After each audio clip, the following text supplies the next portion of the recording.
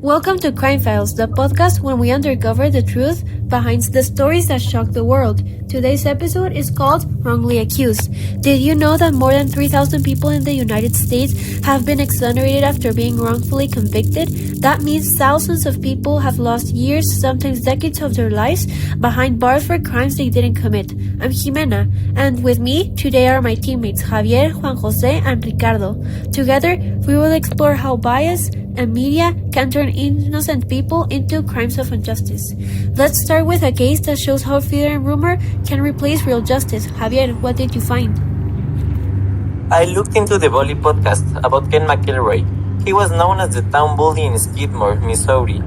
Someone everyone feared. He had been accused of many crimes, but always found ways to escape punishment.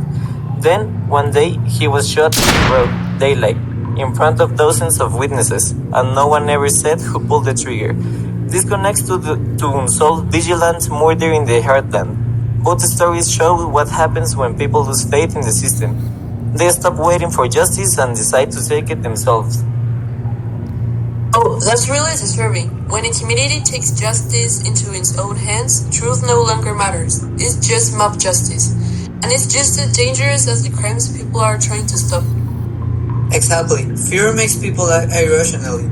They stop asking what's right and start asking who do we blame. That's how innocent people get caught in the middle. They become scapegoats for everyone else they injure. That's such an important point. Justice built on fear isn't justice at all. It's a warning of how easily people can twist the truth when they feel powerless. And what's even worse is how everyone stays silent afterward. Like Ken McElroy's case, when silence replaces truth, no one wins. Now let's move to a different kind of story, one that explores guilt and memory from a personal point of view. Juanjo, you were Entwined by Brian Tobin, right? Yes, Entwined is about a man who confesses to kill someone during college. But the way he tells the story makes us question everything. Is he confessing out of guilt, or is he remembering it wrong? The story plays with truth. How our minds mixes with emotions. It made me think how real cases where witnesses or even victims misremember details. Those mistakes can send innocent people to prison. That's so true. False memories are one of the biggest reasons wrongful convictions happen. Someone could honestly believe they saw something, but be completely wrong. And once a story gets told enough times, through courtrooms, newspaper, and social media, it becomes truth, even if it's not. And Entwined shows how fragile our idea of guilt can be. It's really powerful to think that guilt isn't always proof. Sometimes it's just a feeling, and feelings can be wrong. Ricardo, you looked into Why Are We Obsessed with True Crime by Laura Hensley. What did you find? Hensley explains that people love true crime because it gives them a safe way to face fear. We are like solving mysteries and feeling like detectives, but there's a darker side, when real tragedy becomes entertainment. We listen to stories about murder or justice as if they're TV shows, forgetting that real people suffered. When someone is wrongly accused, their pain becomes part of a story that others consume for fun. Whoa, that's kind of scary. It means we're turning other people's trauma into something to binge, listen, or watch. And the media helps that happen. News and documentaries often pick a villain before all the facts come out. Once someone labeled guilty, it's almost impossible to change public opinion, even if they are innocent. Exactly. That's why it's so important to listen carefully and question what we hear.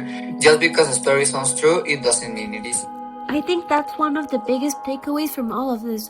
Our curiosity can help spread awareness, but it can also make us blind. We need empathy more than entertainment. So after everything we've talked about, real cases, guilt, memory, and obsession, what do you all think of this? What can we learn from this? For me, it's that justice isn't just laws or evidence, it's courage. It takes courage to speak up when something feels wrong and to admit when the system fails. I totally agree. I think we all need to be more careful before judging someone. Rumor or an assumption can ruin a life, and it happens faster than we realize. And I've learned that storytelling matters. When we tell stories about crime, we should remember the people behind them. True crime shouldn't just entertain. It should make us more aware of justice. Those are great points. Today, we've seen how fear can replace truth, how memories can deceive us, and how media can shape what we believe. Anyone could be wrongly accused, and once it happens, it's almost impossible to undo. We are crime files, and this was wrongly accused. Thank you for listening, and remember, sometimes the most dangerous crime is believing a lie.